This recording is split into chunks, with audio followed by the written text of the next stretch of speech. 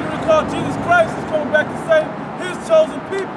His chosen people are the nation of Israel, the so-called Negroes, Latinos, and Native Americans, and also the confusion of faces that look like the other heathen nations, but have an Israelite spirit according to their father line.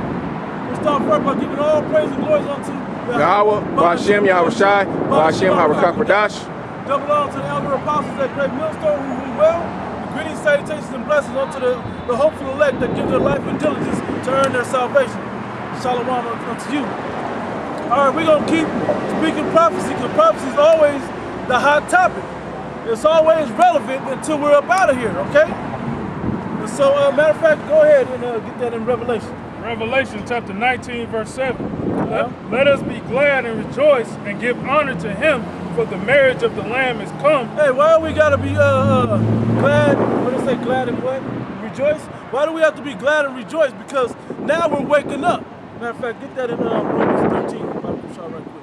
Because now's the time to wake up. Now we're waking up. And the times open up the secret of understanding, so we can understand this Bible, and that we see that the end of this kingdom is come. We're talking about this wicked captivity that we're in called America. Right? Because you Negro Latinos and Native Americans have been captive to this country and to this society for over 400 and something plus years. Alright? Read that real quick now. Romans 13 and 11.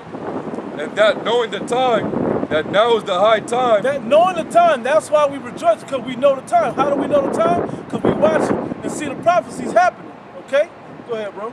That now. Wait, so like, which prophecies? The mark of the beast, World War III, race riots, food shortages, the economy about to collapse, a lot of natural disasters. All of these are prophecies written in the Bible that will befall the people in the end times. Go ahead, Al.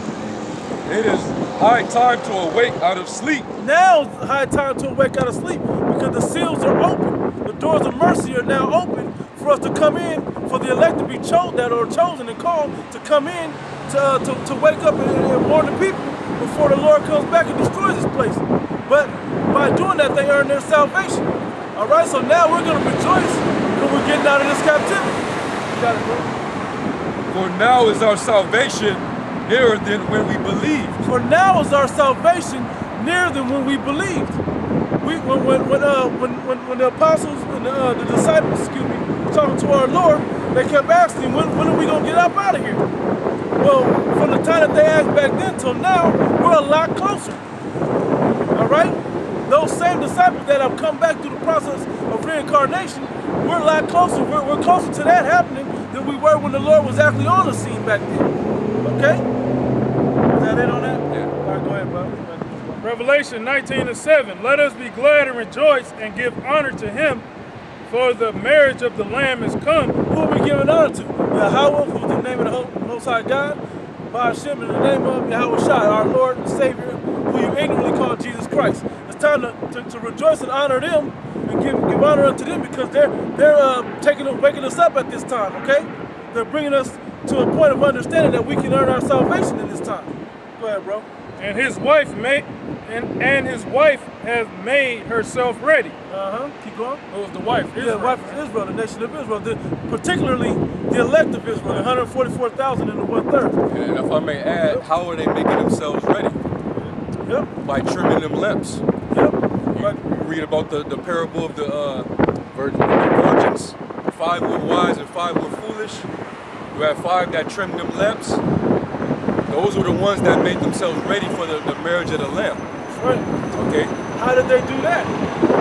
Gaining knowledge, wisdom, and understanding out of this Bible. Calling on the name. Having faith. Okay? That's how. Exhibiting faith. Alright? Yeah, because his word is light. So, the lamps represent the light. And also oil. You need oil to keep the fire burning. So the Lord's, all those that are anointed with that oil, those are the ones that's going to be out here standing stiffly for his name and pushing the gospel, man. Teaching the true doctrine of Yahweh. Alright, so that's part of us getting ready for the marriage, man. Getting ourselves together, adorning ourselves. Getting creased up, so to speak, with those white garments to come into this marriage. We're going to that parable of the marriage feast also. Book of Matthew.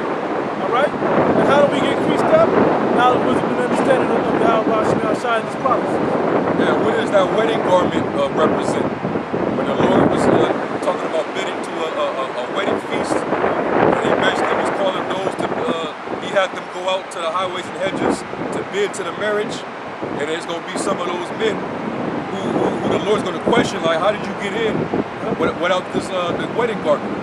You compare that up with Revelation 14, where it talks about make sure you keep your garment lest you be found naked. So that means what? You got to be girded with this knowledge, this truth, man. So it's back on you, bro. Verse 8. And to her was granted that she should be arrayed in fine linen, clean and white. As the brothers are breaking down this knowledge, wisdom, and understanding, and all faith is that clean linen. You got it, bro. For the fine linen is righteousness of saints. It is.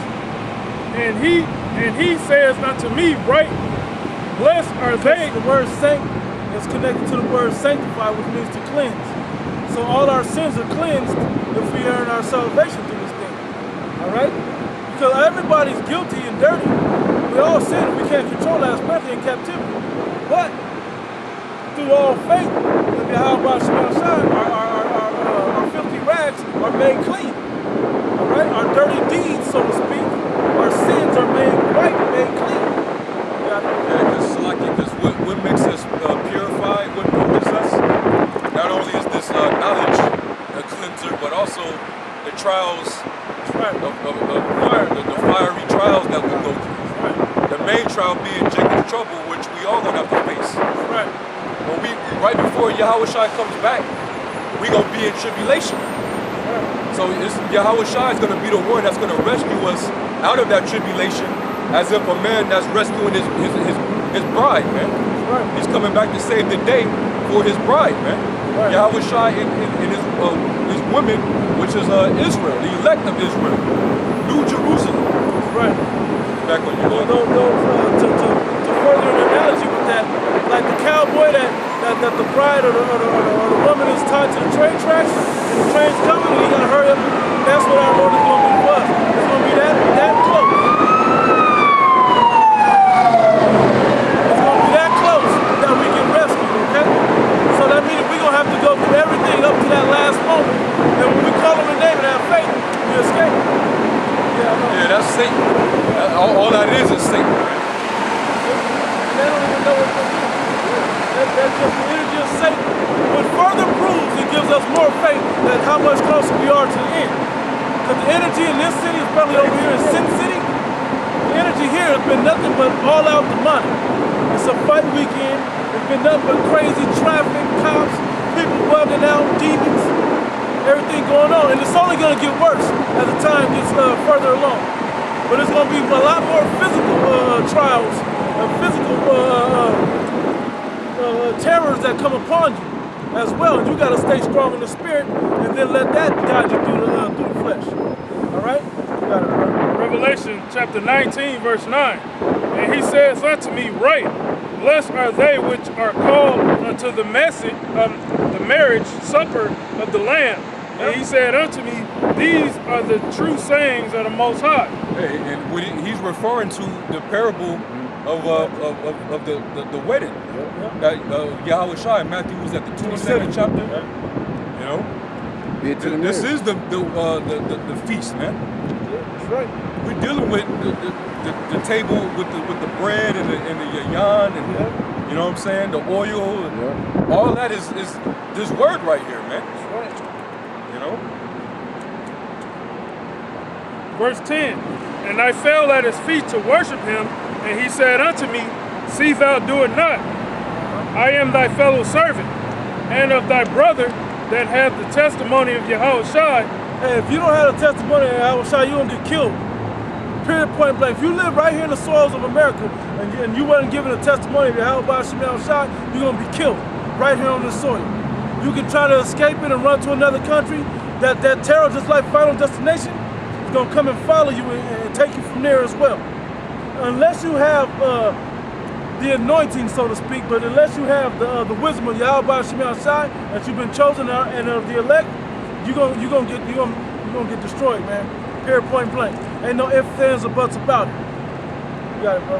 Worship Yahweh, for the testimony of Yahweh Shai is the spirit of prophecy. Worship the Most High God Yahweh, for the spirit of Yahweh Shai, who you inwardly call Jesus Christ, is the spirit of testimony, the spirit of prophecy. Testimony of Yahweh The Shai. testimony of Yahweh Shai is the spirit, I said it back around. The testimony of Yahweh Shai is the spirit of prophecy. Meaning you know that these things come to pass. The things in this book come to pass. They've already been coming to pass, they're going to continue to come to pass. All the way till we're rescued out of here. We got it. I got a quick pre too. Go with your quick pre, then you keep reading. This is Isaiah 8 and 20. To the law and to the testimony. If they speak not according to this word, it is because there is no light in them. All your favorite pastors have no light in them because they don't speak according to this word, according to this this prophecy and this law or this book. They shade their face. They do all the things that the Bible say not to do. The things that they can control, they don't. And they teach you, and it says, and if they teach men to do so also, they shall be condemned. That's what they do. They teach you that it's okay to eat pork, not to keep the laws of the Bible. Except tithing, keep that one. You know? Some damn crooks, man. The Lord is gonna kill you people for that. Yeah. For you followers, as well as for you the so-called pastors that teach you. Well, you always try to say, if the blind lead the blind, let the blind fall into a ditch. They both shall fall into the ditch. They both shall fall into the ditch. And to show you how they don't have the light, because it said to the law and to the testimony. Yep. The law is the law, and the testimony is the spirit of prophecy. That's the prophets. And Yahweh Shai was spoken of throughout the law and the prophets. Right. When he came back, he showed to his disciples concerning himself the things written of him throughout the law and the testimony, man. Right. So you're supposed to be speaking according to the law and to the prophets and prophesying. If you're not doing that, that's because the light of truth is not in you. They always want to talk about God wants something good for you. You've been doing bad, but he wants good for you, and he gonna give you good. Well, that's true in a certain sense, but not now. You're telling it under the context of it happening soon. He wants you to have a big Maybach car and a big 15-bedroom house on the hill over in Georgia, where the hell out you are, right? That's not what the Bible's talking about. The Bible, the context of good things coming to us in the Bible is not to the kingdom of heaven. This is not the kingdom of heaven. It's only bad coming to the end of this place, to the end of you in this place. If you don't, if I may say, not to say that the Lord don't give us good things, or don't allow certain good things to happen to us while we're in our captivity, but overall, we're not supposed to set our heart on the things of this world. We're supposed to ultimately be taking L's, man. We're supposed to be lowly. We're supposed to be the meek. The lowly and the meek, they don't have everything. We're mindless necessities. Things that we need, not just wants, but necessities. That's a big thing. You know? But I mean like that abundance that you people are, the lifestyle of the rich and famous type, the way you see some of these Edomites, you want that. That ain't happening for you on this side, man. You'll get way greater than that in the kingdom of heaven, especially if you're chosen to be of the elect. You were reading, or that was it on that? No, that was Revelation chapter 19, verse 11. And I saw heaven open, and behold, a white horse. And he that sat upon him. Horses represent power, and white represent pure. I was talking about Yahweh Shai. Okay? He's represented as that white horse. What did it say about him? And he that sat upon him was called faithful and true. And in righteousness he doth judge and make war. He does judge and make war. He's going to plead with all flesh when he shows back up in this last major world event that's going to happen. All right? He's going to come back and make sure that you people understand never to cross the Most High God, Yahweh Ba'ashim Yahushua. Not only if you're of his people, but of the rest of the heathen nations upon earth as well. You're never going to cross the nation of Israel. Are never going to question if God is real or have another God, a Buddha or an idol or anything else. You're only going to reverence the Most High God, Yahweh, Ba'ashim Yahushua, and his only begotten Son, Yahushua. That's it. You got it? This is Philippians chapter 2 and verse 9. It says, wherefore the Most High also have highly exalted him and given him a name. Our Lord, our Messiah, go ahead.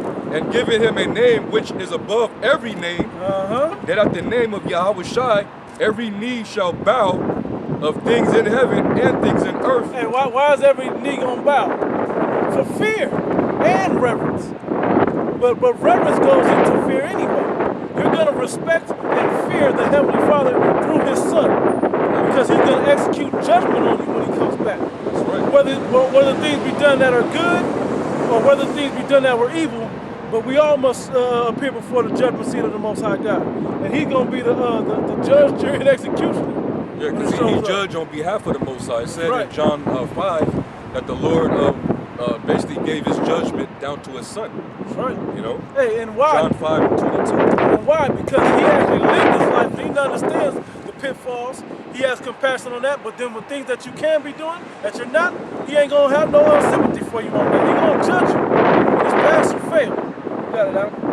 It says, and things under the earth, and that every tongue should confess that Yahweh Shah Every Mashiach. tongue, not just, He didn't just say only His chosen people. Every tongue upon the planet is gonna confess Yahweh Shah. All right. To the glory of the Most High, the Father. That's right, gonna confess that. But only His chosen are gonna be in that precious, loving place of the Most High God from Yahweh Shah. All right? Is it on that? You're gonna finally, the world's gonna finally get to see Him in His glory. Just like how when He appeared to the disciples after His resurrection, He came back in His glory, and then He went up and ascended back into the heavens and sit on the right hand of the Most High. Right. The world's gonna finally get to see Him in that state. And you're gonna see the power of the Most High within Him, within Yahweh Shai when He comes back, man. And when it says He not gonna meet you as a man, He ain't gonna be walking around just like, hey brother, stop sinning and so on and so forth, like He did real calm and peaceful with just a warning message the last time. This time, He's coming back to show you the mistakes that you've made, that you continually make, and that you've been taking the Most High in His prophecies for joke, His laws for joke. You got it? Go ahead. No, that was it. All right, how He coming back? He coming back in what you people call so-called UFOs, man. That's right. Those are the chariots of Israel, man. That's how the Lord is coming back. So the Lord is going to have a numerable amount of UFOs and chariots to block out the whole sun, man. Yep. All right. To show you the power that they have, that the Most High God has, through that He gave down to His Son to execute His judgment. All right. We go back to that. That verse 11 again, though. Revelation 19:11. And I saw heaven open, and behold, a white horse, and he that sat upon him was called Faithful and True. That white horse can also represent the chariots coming down out the clouds. When heaven opens up, the sky opens up, He come out. He gonna be behind the wheel, so to speak, of that chariot, and showing you that He's in control of the whole scene from that point on. Something that you people was gonna shit on yourself when you realize how serious that event's gonna be when you see something like that. Go ahead, bro. Faithful and true in righteousness, He does judge and make Keep war. marking yourselves, man. Keep marking yourselves. Go ahead, bro. In righteousness He does judge and make war.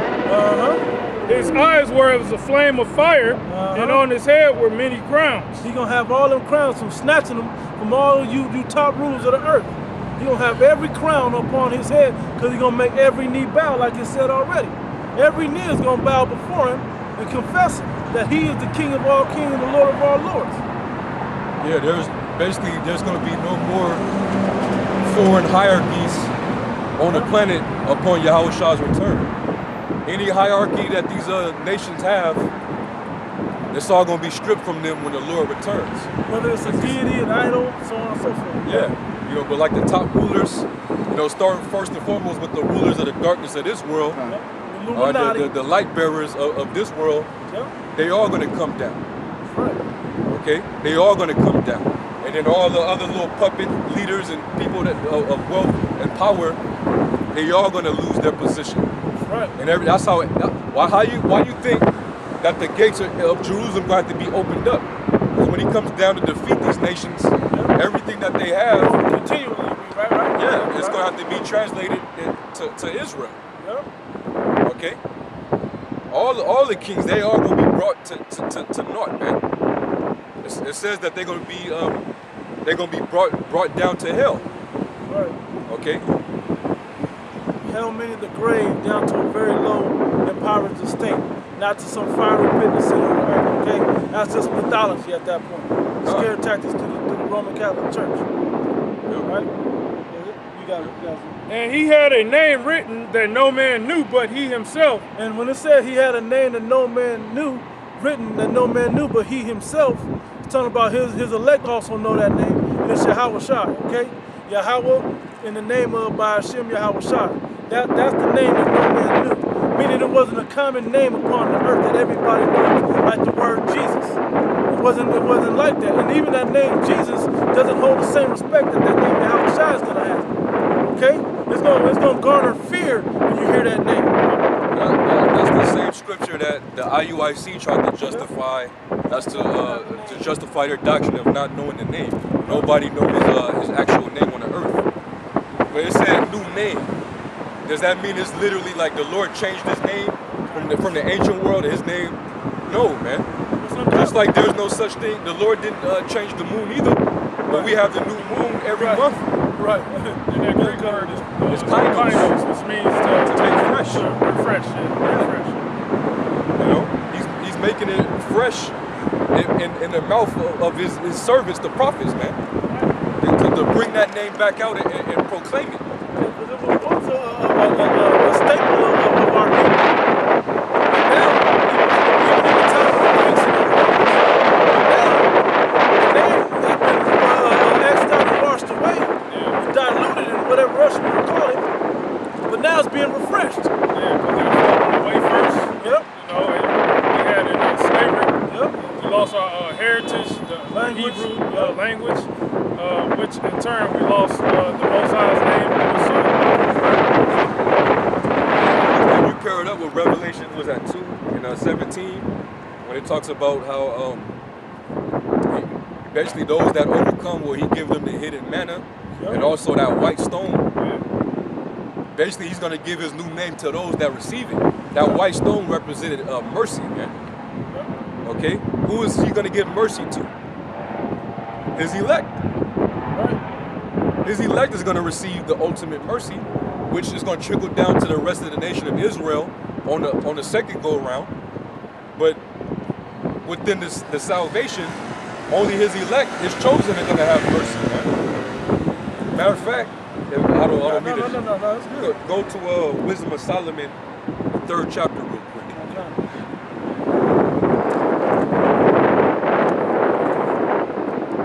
Wisdom of Solomon chapter. And then somebody gets Sirach 17. Wisdom of Solomon chapter 3, verse 1. I think like verse 9.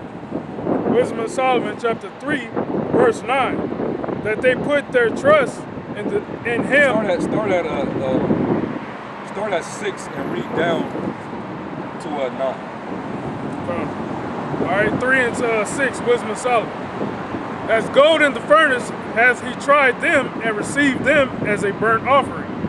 And in the time of their visitation, they shall shine and run to and fro like sparks among the stubble. Hey, and that, them being tried as gold, I was talking about the Lord putting the Lord's elect men through the fire, man, through the tribulation, the afflictions, man, that fiery furnace of affliction.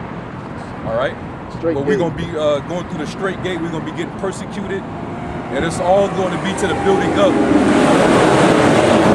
It's gonna be to the building up of the faith of the chosen men. Okay, we're made perfect through the sufferings of Yahweh Shai. Right. Apostle Paul even says that. All right. So this is really King Solomon is talking about the elect right here. Right there, man. He's talking about the elect making it through the tribulation and being tried with that trouble, and then being basically found worthy. Once you put gold through fire, and it purifies it and makes it even more clean, it has more value, more worth. That's why that K, the 14K and all of that is because 14 and 10 karat and all of that, that's because it's not pure. You get up around 24 karat, that's when it's pure. Okay? So you have to get rid of all the other metals that burn away in a fire, And then, but you can't burn gold away. Pure gold doesn't burn away. It only melts down. But then it's made more pure. That's what the brother's talking about. That's what the scriptures are talking about. Yeah. You got it out. They shall judge the nations and have dominion over the people, and their Lord shall reign forever. Yeah, and who did the Lord tell that to? His disciples. Right. You're gonna be sitting on 12 thrones, judging the 12 tribes of Israel, man. You're gonna be sitting in the highest seats within the kingdom. You ain't gonna be just no regular citizen in Israel. Okay, go ahead. That they put their trust in him shall understand the truth. That's like it. They that put their trust in him shall understand the truth, and such as be faithful in love shall abide with him, for grace and mercy is to his saints, and he hath care for his elect. So that's who the grace and mercy is to. Okay? Because he has care for his chosen, man. That's the great bit of cluster that he kept safe for himself. Well, that's in the palm of his hand, no man can pluck out. Why can't they pluck it out? Those that plucking out is danger, taking him out of the safety of being in the Most High's bosom. Yep. Now jump from there to chapter 4, verse 15. Wisdom of Solomon 4:15. This the people saw and understood it not, neither laid they up this in their minds, that his grace and mercy is with his saints, and that he has respect unto his chosen. It's all about the elect, man, the chosen. So when you go back to Revelation 2, where it talks about, I will give you the hidden manna, which is talking about the mysteries of the kingdom, which is this wisdom. Yep. That white stone represents mercy. Okay. When you look up the white stone, it was basically when the judgment came down, and they had to cast like a lot, I believe, with the stones. If it came out white, you had to give mercy to them, man. Okay. So those that got the ultimate mercy and grace from Yahweh Shem Yahushai, those are the same men who's gonna have the name. The elect are gonna have the name. Now go to Sirach. Sirach 17, right? Yeah. Where it talks about the election, 17 and 10. 17:10, yep. Sirach 17:10, it says, and the elect shall praise his holy name. And the elect shall praise his holy name. So there you go. He has the elect are gonna have the name. So that battery short, it was real short. Yeah. Like 30 minutes, but that wasn't number one. That wasn't number one? Okay, come. All right. It says, read on. Yeah, that was the point. That was the point. So you can go back to Revelation 19. And the reason why I did that was to go into, because you have a lot of false prophets, false leaders that they misinterpret the scriptures or don't break the scriptures down right. So that's where we come in, and we got to break it down to you the right way. So that doesn't mean that his actual name is not known amongst his people, man. Because it says they his new name, which men don't, roughly paraphrasing, that they didn't know. No, the name exists, man. Through faith, from I'm speaking for me, but I believe other brothers feel the same way. For me, I have no doubt through faith that is the name of the Most High God and His only begotten Son. I've seen the power of that name far too many times in this truth, in this life after that, to believe that that's not the name. Hold on. Does it not tell you about the elect getting that seal within their foreheads? And then when you go to Revelation 3 and 12, matter of fact, get that. Revelation 3 and 12. All right. Revelation chapter 3 verse 12, it says, verse 12. Him that overcometh will I make a pillar in the temple of my power. And He's going to be a pillar within the temple, man. Oh my God, it says right here, literally. Yep. And he shall go no more out, and I will, what does that mean? He will not go from the ways of Yahweh Shem Yahushua. He's going to stay within that, all right? It says, it won't be another fall away.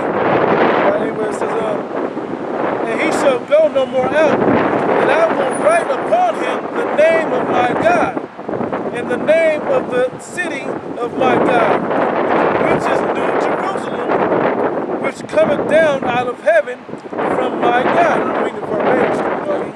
It says, and I will write upon him my new name.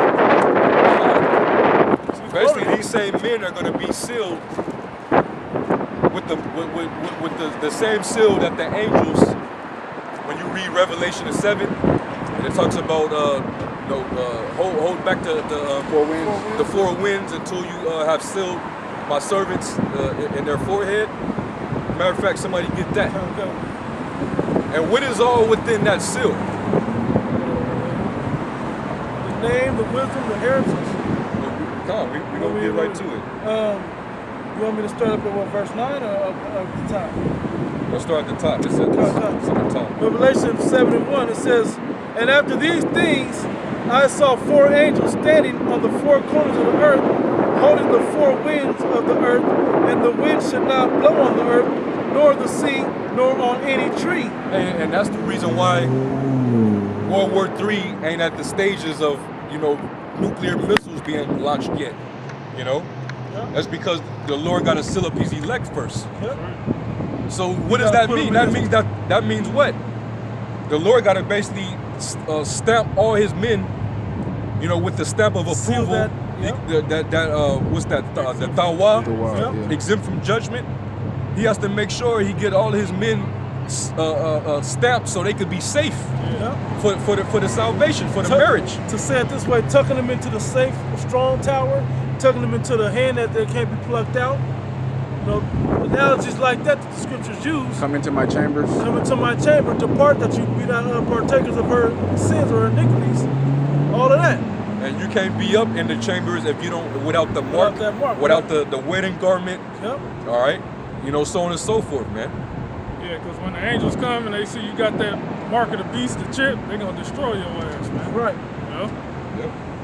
A lot of you gonna take that. So read on verse 2. It says, and I saw another angel ascending from the east, having the seal of the living God. I'm gonna read it verbatim because so they can get it. Having the seal of the living God, and he cried with a loud voice to the 4 angels to whom it was given to hurt the earth and the sea, saying, hurt not the earth, neither the sea, nor the trees, till we have sealed the servants of our God in their foreheads. Now, when you look up the Greek for the word seal, what is within that seal? When you read it in the Strong's, the Greek word is shragis, and it means a signet fencing in or protecting from, misappropriation. By implication, the stamp impressed as a mark of privacy or genuineness, literally or figuratively. Seal, the seal placed upon books, a signet ring, the